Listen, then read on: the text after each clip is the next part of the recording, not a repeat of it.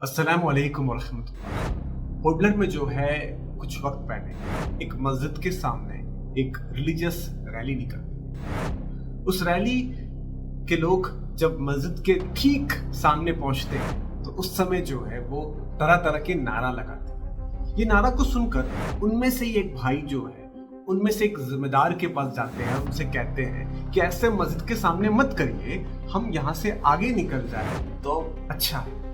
तो वो जो जिम्मेदार होता है वो जवाब में कहता है कि भाई तुम्हें नहीं मालूम कि अगर हम लोगों ने इन्हें दबा के नहीं रखा तो ये लोग हम पे जो है गालिब हो जाएंगे, हम पे डोमिनेंसी इख्तियार कर लेंगे, तो इसीलिए जो है हमें इनको दबा के रखना है। वो बेचारा शख्स जो है बस उस लीडर को, उस उनमें से एक लीडर को एडवाइस करके वो खामोशी से आगे बढ़ जाता है। कुछ वक्त पहले वैसे ही जो है काउ स्लॉटरिंग का एक मामला जो है पोर्टलैंड में होती है। मालूम चलता है कि कुछ लोग इलीगली विदाउट लाइसेंस काउ को स्लॉटर कर रहे हैं। तो कुछ ऑर्गेनाइजेशन सामने आते हैं और वो ये कहते हैं कि इनके खिलाफ जो है लीगल जो है एक्शन लीजिए, क्योंकि ये हमारे रिलीजियस सेंटीमेंट को हर्ट कर। अब इसके जवाब में आइडियली तो यही होना चाहिए था कि जो है मुसलमान जो है एक्सेप्ट करें, हाँ कि कुछ लोगों से गलती हो गई है, हम ये कोशिश करेंगे कि हम आगे से जो है ऐसा कोई काम ना करें जिससे जो है किसी भी रिलीजियस लोगों के रिलीजियस सेंटीमेंट्स को जो है हर्ट हो, और हम जो कुछ भी खाएं वो लीगल फ्रेमवर्क में रहकर खाएं। बात बस इतनी सी होती और बात यहाँ पे खत्म हो जाती। लेकिन जो है बात यहाँ पे खत्म नहीं होती है। हम ये एक्सेप्ट करने के बजाय हम उन लोगों का मजाक उड़ाते हैं, उनको क्रिटिसाइज करते हैं, तरह तरह की बातें करके।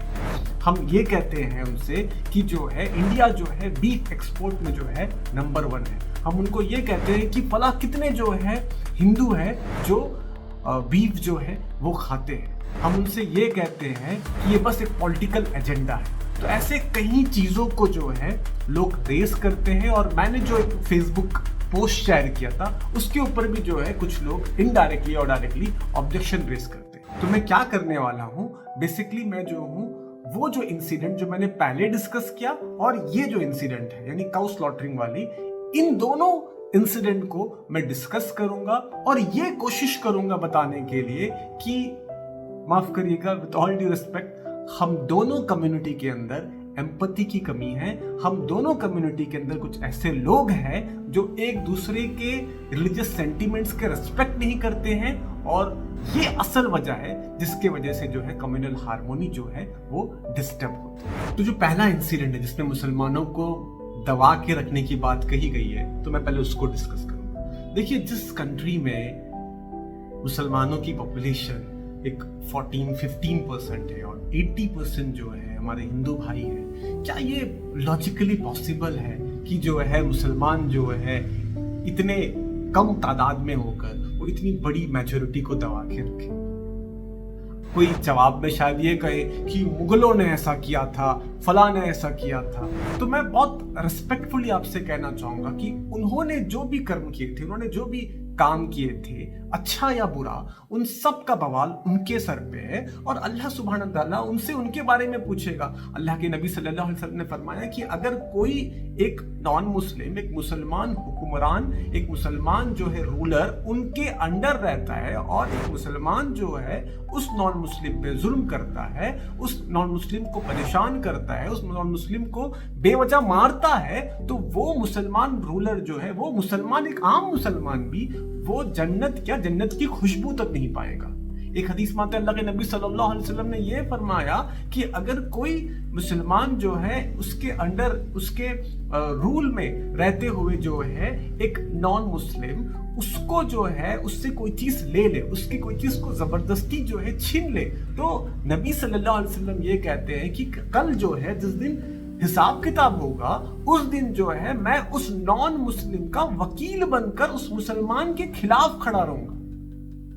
तो उन लोगों ने जो काम किया है उनको उनकी सजा मिलेगी अगर उन्होंने कोई गलत काम किया है, ये हमारा बिलीफ है। तो आज से 200 साल पहले या 100 साल पहले या 50 साल पहले, 10 साल पहले अगर किसी मुसलमान ने कोई गलत किया था तो उसका रिवेंज आज के जो मुसलमान है, जो उनसे उनका कोई ताल्लुक नहीं है, वो वहां पे रहते नहीं थे, कई लोग पैदा नहीं हुए थे, उनसे जो है रिवेंज लेकर इससे आपको क्या फायदा मिल सकता है? मैं बस आपसे ये सवाल करूंगा कि आज अगर कोई ब्रिटिश सिटीजन को आप देख ले तो क्या आपके जहन में वो गुस्सा आता है कि इन्होंने जो है हमारे ऊपर रूल किया था तो हम जो है आज इनसे रिवेंज लेंगे?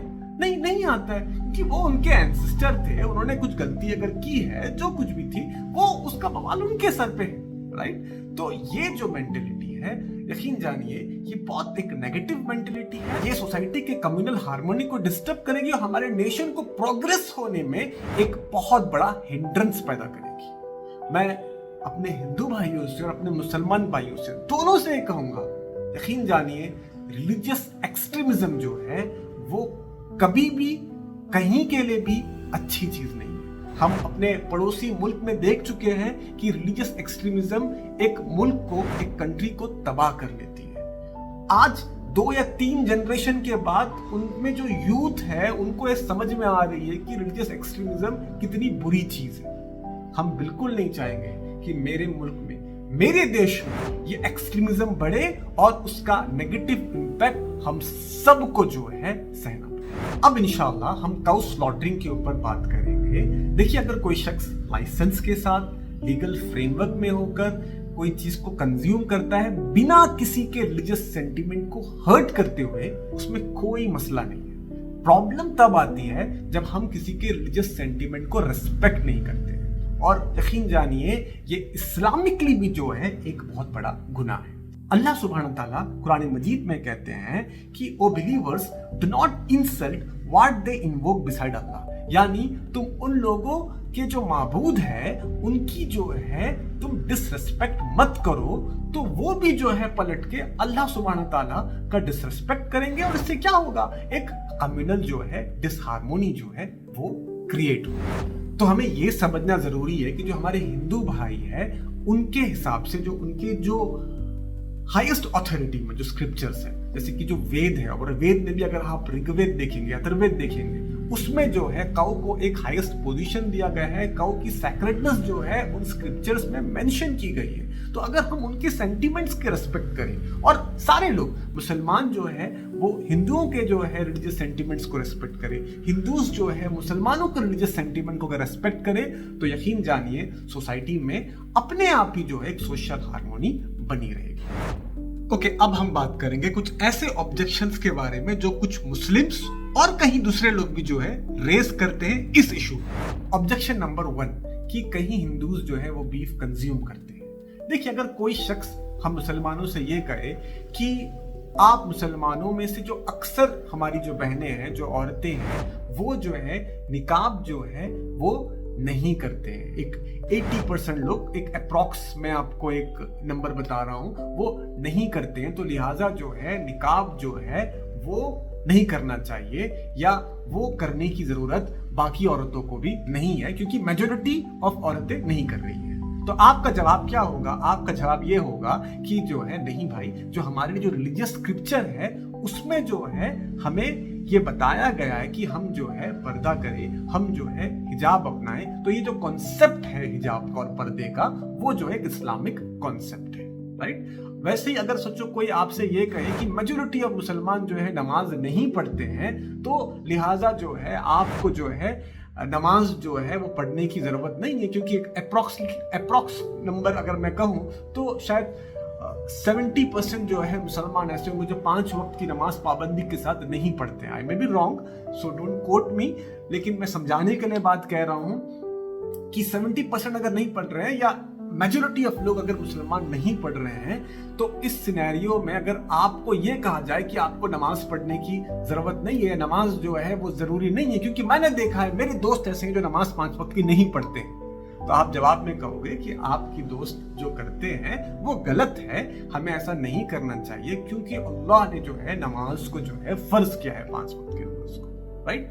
तो वैसे ही जो है हमारे जो हिंदू भाई है जो ये बिलीफ रखते हैं, तो उनको ये मालूम है कि उनके रिलीजियस स्क्रिप्चर के हिसाब से काऊ जो है वो एक, उसको जो है एक सैक्रेड पोजीशन जो है वो उनके स्क्रिप्चर में दिया गया है। अब ये बात को जरूर ध्यान से सुनिएगा कि हिंदूज के बीच में कहीं स्कूल ऑफ थॉट्स है। जैसे हम मुसलमानों के बीच में कहीं स्कूल ऑफ थॉट्स है, वैसे ही जो है हिंदुज्म में कहीं स्कूल ऑफ थॉट्स है। अब कहीं कुछ स्कूल ऑफ थॉट्स में कोई एक मान्यता हो सकती है, लेकिन जो है वो मान्यता जो है दूसरे जो स्कूल ऑफ थॉट्स है उनके लिए हुज्जत, उनके लिए एविडेंस, उनके लिए दलील वो नहीं बन सकती है। ओके, अब हम जो है मूव करेंगे, बात करेंगे जो है ऑब्जेक्शन नंबर 2 के बारे में। तो ऑब्जेक्शन नंबर 2 ये है कि ये एक पॉलिटिकल इशू है। ओके, आई एग्री कि कुछ लोगों के लिए जो है बेशक ये एक पॉलिटिकल इशू हो सकता है, ताकि उनको जो है पॉलिटिकल माइलेज मिल जाए अपने पॉलिटिकल कैरियर में, राइट? तो क्या हुआ? अगर किसी के लिए पॉलिटिकल इशू है तो आप जो है उनके पॉलिटिकल गेम का हिस्सा क्यों बन रहे हैं? आप जो है रिएक्शन दिखाकर, बल्कि जो वो चाह रहे हैं आप उनके पॉलिटिकल कैरियर को माइलेज देने में उनकी मदद कर रहे हैं। तो अगर ये पॉलिटिकल इशू है तो आपको जो है इसमें हिकमत से काम लेना है, आपको विजडम से काम लेना है। तो अक्सर लोग ये कहते हैं कि ये जो इशू है ये बस अभी नया इशू जो है आप लोग क्रिएट कर रहे हैं। नहीं, यकीन जानिए ये हो सकता है कुछ लोगों के लिए जो है पॉलिटिकल इशू हो, लेकिन ये जैसा मैंने बताया ये हिंदू स्क्रिप्चर्स में है, जो उनके जो बड़े रिलीजियस स्कॉलर्स गुजरे हैं और आज के जो बड़े रिलीजियस स्कॉलर्स हैं वो ये उनके बिलीफ का हिस्सा है कि काऊ जो है उनके लिए एक सैक्रेड एनिमल है। अब हम जो है देखेंगे कि ये जो इशू है इसके ऊपर डिस्कशन कोई आज से नहीं शुरू हुई है, बल्कि जब कॉन्स्टिट्यूशन डिजाइन किया जा रहा था, जब कॉन्स्टिट्यूशन लिखा जा रहा था, उस समय भी इस इशू के ऊपर जो है डिस्कशन हुई थी। अगर हम और पीछे जाएंगे 1717 से 1977 तक, तुम्हें मालूम होगा कि जो मेजॉरिटी ऑफ राइट्स हुई थी, ऑलमोस्ट 167 जो मेजर राइट्स थे, उन राइट्स में जो है ऑलमोस्ट 22 राइट्स जो है वो डायरेक्टली लिंक थी काउ स्लॉटरिंग के इशू से। तो ये कोई नया मामला नहीं है। अगर हम और पीछे जाएंगे तो आप लोगों को शायद हैरानी होगी कि कुछ सारे नहीं, कुछ जो है मुगल बादशाह ऐसे थे जिन्होंने जो है अपने जो है वक्त में काउ स्लॉटरिंग को या तो बैन किया था या तो उस पर रिस्ट्रिक्शन लगाया था, या कुछ ऐसे लोग थे जिन्होंने जो है जो काउ स्लॉटरिंग करते थे उनको पनिश भी किया था। तो इसको समझिएगा, ये कोई नया इशू नहीं है, ये एक्चुअली जो है एक ओल्ड उनकी बिलीफ है और ये बिलीफ जो है बहुत पहले से चली आ रही है। ऑब्जेक्शन नंबर 3, इंडिया जो है बीफ एक्सपोर्ट में जो है दुनिया भर में लीड कर रहा है। देखिए, अगर हम जो है इंडिया गवर्नमेंट की जो आरटीआई रिप्लाई है उसको अगर हम देखेंगे तो इंडिया में जो है बीफ का जो है एक्सपोर्ट जो है वो कंप्लीटली जो है प्रोहिबिटेड है, उसकी कोई परमिशन नहीं है। बल्कि आम तौर पे जो है जो चीज इंडिया से एक्सपोर्ट किया जाता है वो क्या है, वो बेफलो मीट है, जिसे जो है हम कैरा बीफ भी कहते हैं। हाँ, ये बात सही है कि ऐसे कुछ इंसिडेंट्स हमारे सामने आती है कि कुछ लोगों ने इनलीगली जो है उन्होंने जो है काऊ मीट को जो है कैरा बीफ कहकर बाहर जो है एक्सपोर्ट किया है, और उनके ऊपर जो है लीगल जो है कार्रवाई, लीगल जो एक्शन है वो भी ली गई है। अब हो सकता है कि कोई ये कहे कि नहीं भाई, ये जितने भी डाटा आप दिखा रहे हो ये सब जो है फेक है, ये आरटीआई रिपोर्ट्स जो है गलत है, ये जो है बनाई गई है गवर्नमेंट के तरफ से। तो मैं उन लोगों को जवाब में ये कहूंगा कि भाई, अगर कोई मुस्लिम मेजॉरिटी कंट्री में कोई चीज ऐसी होती है जो इस्लाम का हिस्सा नहीं है, तो क्या वो चीज जो है, वो जो अमल है, वो जो एक्शन है, क्या वो चीज जो है जायज हो जाती है क्योंकि बस जो है एक मुस्लिम कंट्री वो चीज कर रही है?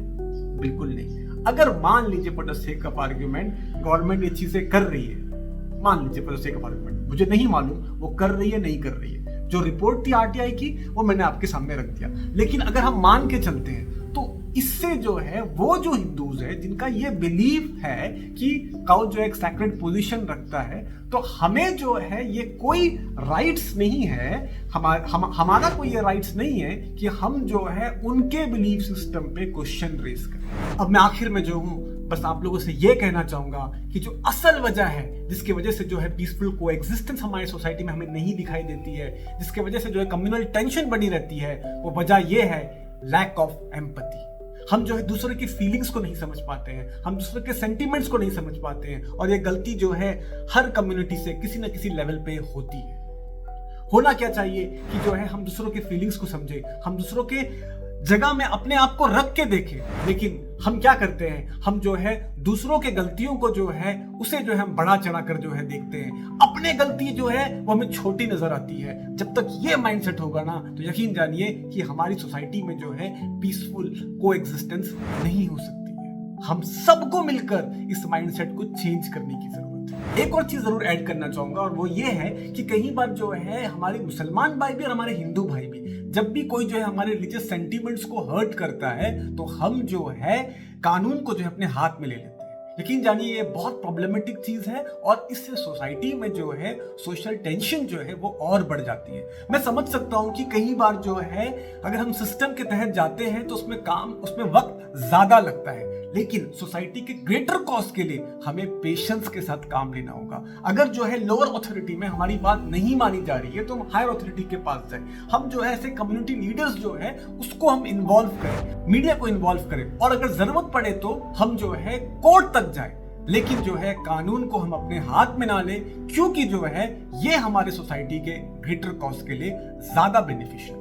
अब मैं बस अल्लाह के नबी सल्लल्लाहु अलैहि वसल्लम की हदीस से जो है अपने इस बात को खत्म करता हूँ। अल्लाह के नबी सल्लल्लाहु अलैहि वसल्लम ने कहा कि तुम में से कोई शख्स जो है वो मोमिन नहीं हो सकता है, वो सच्चा बिलीवर नहीं हो सकता है, वो सच्चा मुसलमान नहीं हो सकता है जब तक तुम जो चीज अपने लिए पसंद करते हो ना वो दूसरों के लिए पसंद ना करो। उलेमा स्कॉलर्स कहते हैं कि यहाँ दूसरों से मुराद तमाम इंसानियत है, पूरी ह्यूमैनिटी है।